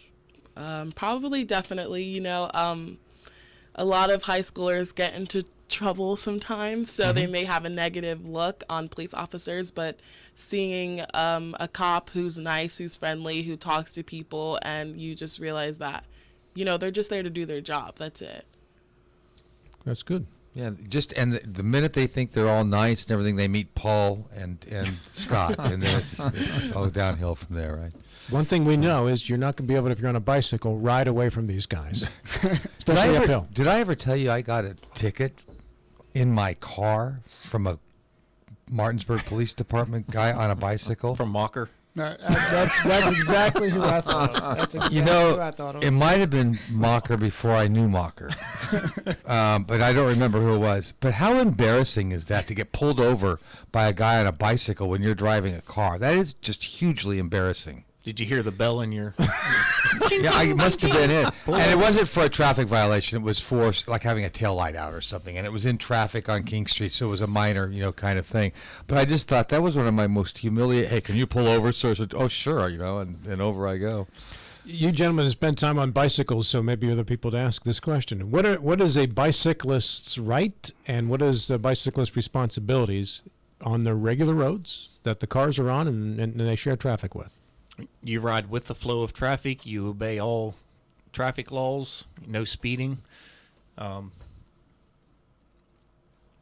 Motorists are required to give, I think it's a 4-foot buffer when passing a cyclist. You know, share the roadway. Mm-hmm. You know, that's a lot of people say whenever I go out and go for a road ride, I'll go out and ride 30 or 40 miles. They're like, well, where do you go? And aren't you scared about the other cars on the road? It's like, you know, I try to stay away from the roads with heavy traffic, but on blind curves, hill crests, just wait that 5 or 10 seconds before trying to pass that cyclist to make sure that there's no oncoming traffic the other way, because when you try to pass that cyclist on that blind curve or hill crest, you endanger everybody there. I have a niece who lives in Oregon, and she has a master's degree. Actually, she's from Pittsburgh, but she has a master's degree in urban planning of some sort, probably with a specialty. And she now works in Oregon, and her specialty is developing bicycle trails for cities and towns. That's what she does. That's her. She's emerged as one of the national people on this. And I think what a great thing that is. These towns around the country you'll go to, and they've put so much time and attention into developing bicycle trails and bicycle lanes. Maybe someday we'll see more of that here. I mean, that's an enormous cost and commitment, to get to that. But when you go to a town and see that, I think it's really pretty neat. And you see people riding their bicycles all around as transportation. Yeah, some of the rides that we ride training for the Unity Tour, we went down the bike trail there on Route 9 on the bypass, and we rode that all the way down to Charlestown. And that's a good, nice ride. But there's not a whole lot within the city limits, just due to space and everything. I like to ride along the towpath on the river because I like flat. I don't like hills, So I like to find places where I can ride my bike, and plus it's a pretty ride along the river too. You like cruise control then? Well, I mean, it's good exercise for me. I'm an older guy. I'm not young like these guys, and so for me it works. The hills and I don't get along so well, so that's just me. Dave from Inwood is on the WVU Medicine Berkeley Medical Center talk line. Dave, good morning. You're on the air with three of Martinsburg's finest. Good morning. I've got a relative. I got a cousin who lives over in England, and he's a retired British police officer. And about a year or so ago, he friended the Martinsburg Police Department on Facebook, and he follows all the postings you guys put up on Facebook. And he has a great deal of admiration for what the Martinsburg Police Department does. So from one fellow police officer to another, I just want to let you guys know that you have international admiration, not just in the local community. Well, thanks, Dave. It's great to hear. And if you could, if you're in touch with your friend, please, have him touch bases with me. I'm sure you can pull up my email, and I'd love to communicate with him, and we'll send him an MPD patch. Okay? Can I ask a question before you go? Just wondering if they listen to Eastern Panhandle Talk with Rob and Dave over there. He actually went out and bought some kind of a satellite radio thing that he uses on his computer, and he listens to you guys because he's very in tune with American politics, just like a lot of people who live in Europe do. And he picks up a lot of good things about what's going on over here in the United. As we call it, we have this friendly rivalry since we're relatives. I call it the mother country. He still calls us the colonies. Not giving up that ghost. Yeah. Hey, well, thank you very much for the call. All right, take care. Much appreciated. So you guys are internationally famous now. Wow. Right? You got a following in England. Following in England. Right. That's great. I would like to see the uniforms reflect little English, absolutely. charm that we need a little ceremony. Well, Like maybe we could start every day with a little ritual. Well, I'll tell you, you've always seen that Chicago police hat, the checkerboard.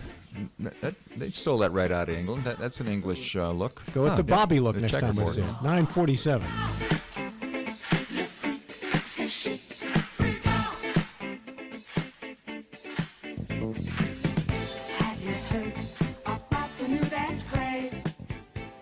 It's the Jeep Celebration event at Miller's Chrysler Dodge Jeep Ram in Martinsburg. Stop in now for great deals on a great line of Jeep products. Get $1,000 cash back on a 2019 Jeep Cherokee with financing at 0% for 60 months. How about a new 2019 Cherokee Latitude 4x4, only $219 a month, or a 2018 Jeep Wrangler JK for only $296 a month. Get bonus cash up to $6,000 off a 2018 Renegade, plus $500 trade. Stop by and test drive a Chrysler Pacifica and get free movie passes. It's all at the Jeep Celebration event at Miller's Chrysler Dodge Jeep Ram, home of the lifetime powertrain warranty on Kelly Island Road, or online at millerschryslerjeep.com. All payments based on approved credit, taxes, tags, and processing fees extra. See dealer for details. Are you looking for a full-service web design company right here in the Eastern Panhandle? Then look no further than Pro Design LLC, specializing in web design and development, web hosting, and application development. Pro Design is a locally owned company serving local clients since 1997 with a reputation of quality, creativity, and personal touch. Let Pro Design build or redesign your dream website. Find them online at professionaldesign.com or phone 304-676-9940.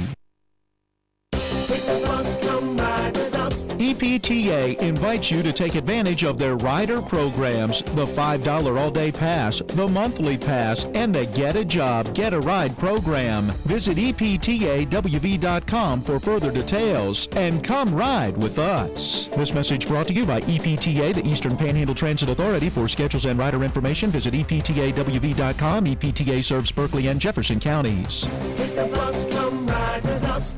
It's time for your Berkeley County Health Department summer food safety tips. We're talking with Kara Harding about how long we can leave grilled meat outside in the summer. Shouldn't be out longer than 4. 4 hours is our point. Now, what if it's in room temperature in the house? You grill it outside, you bring it inside. We still on 4 hours? Yes, because it's not maintained at hot holding temp or cold holding temperature on cold items. Anything that sits in what we call the danger zone there, that temperature in between, and that's when bacteria will start to grow. Have a safe summer from the Berkeley County Health Department. Find out more at bchealthdept.org.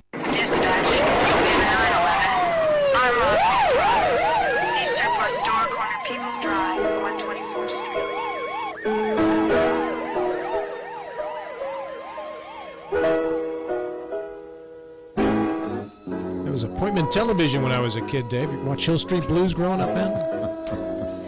Well, I remember. I'm not sure I was grown up. I think I was already. You're probably grown already. I think I was grown. 70s. You'd have been grown, yeah. Well, pretty much grown. It was I my teen years. graduated from college in '75. I was kind of grown, I guess. Daniel J. Travanti was, of course, the star of that, and since he was Italian, I had to watch. It was the rule. Oh, yeah, it was the law. Had to do it. Back then. It was, I was compelled to, so that was the Right. deal. But yeah, it was a pretty cool show, and I think I just wonder, with 3 officers in the room, did any of the 3 of you grow up watching police shows on TV and say, I'd kind of like to be that guy or gal someday?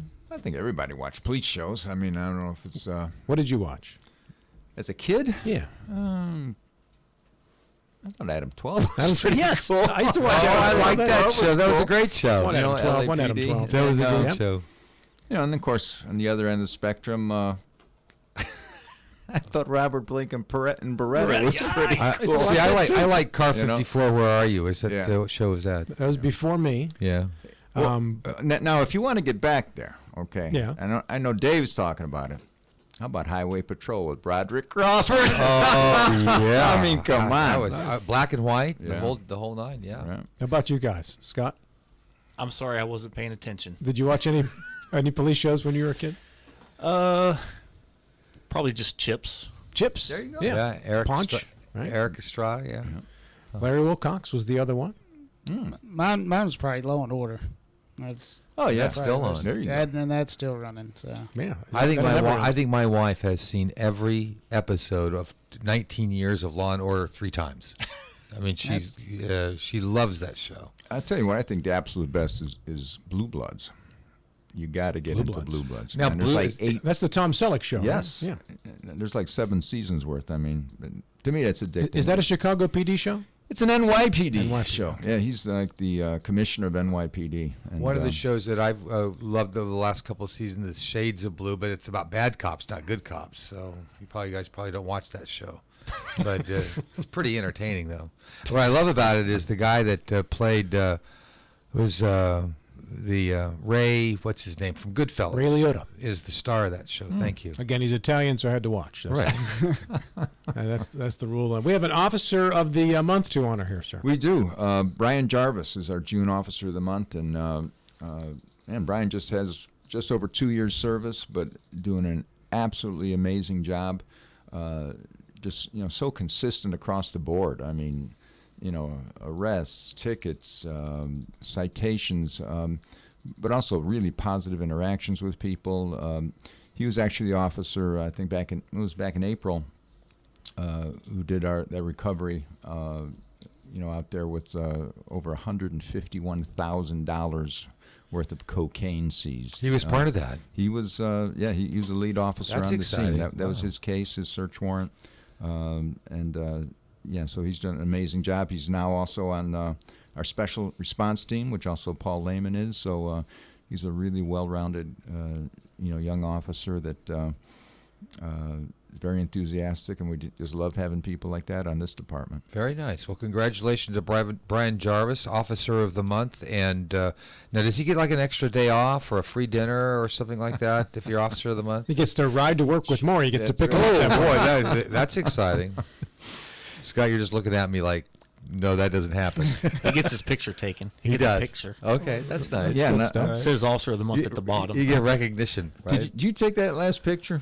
I did. Okay, we're gonna send you a picture of school because Whoa! On the air criticism, Hey, dude. the sun was bright. the sun was in my eyes. I get it.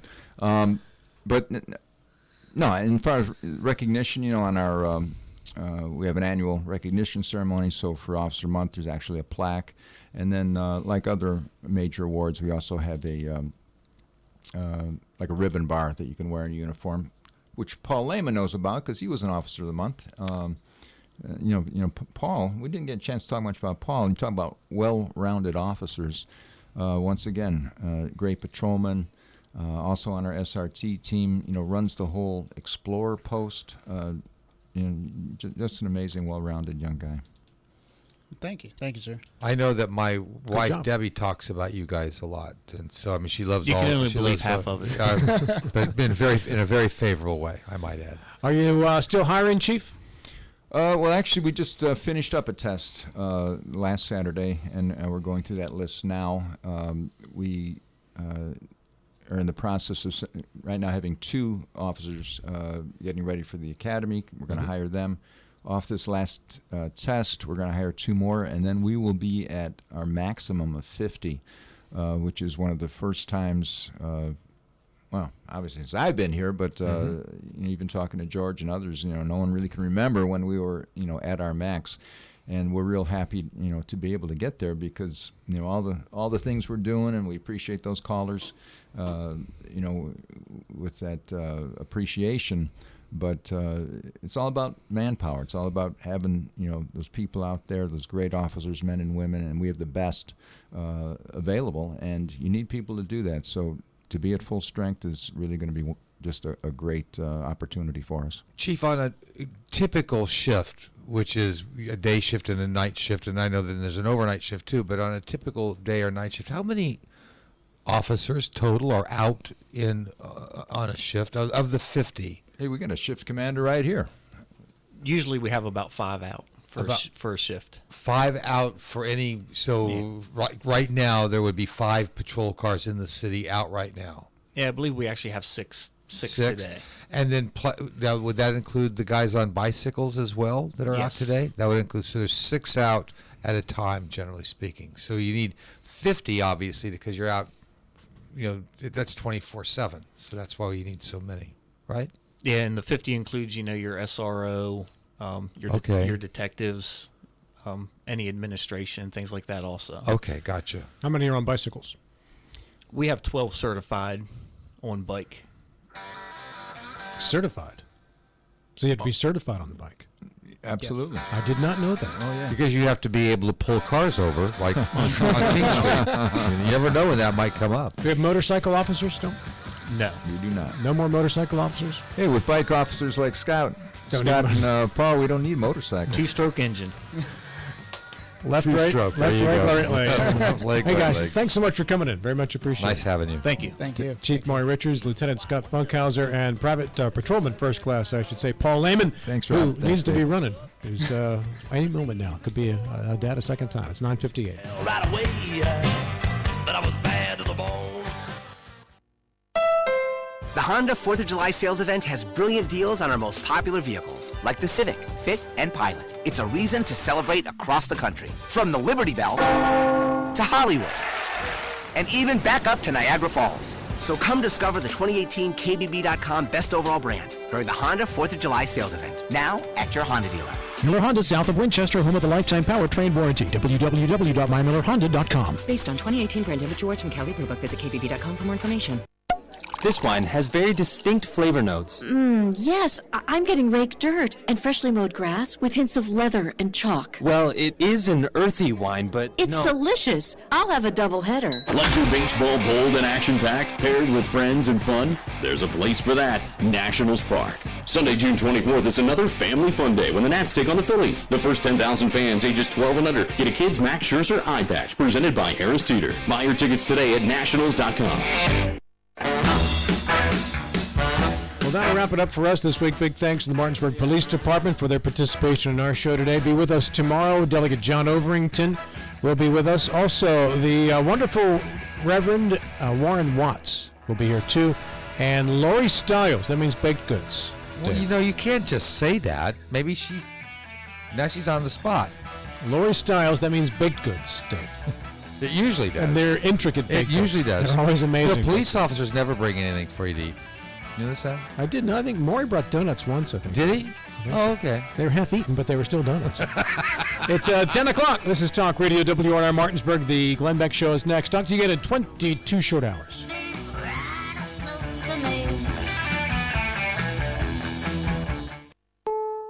This is CBS News on the Hour, sponsored by TerraWorks Relief. I'm